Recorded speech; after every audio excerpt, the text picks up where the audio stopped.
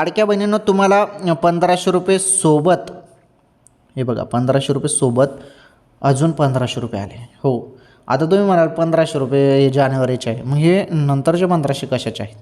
हे आहेत फेब्रुवारीचे. हां, तर तुमचा 19वा हप्ता प्लस 20वा हप्ता या 2 हप्त्याचे हे 1500 आहे. 1500 म्हणजे टोटल 3000 रुपये झाले.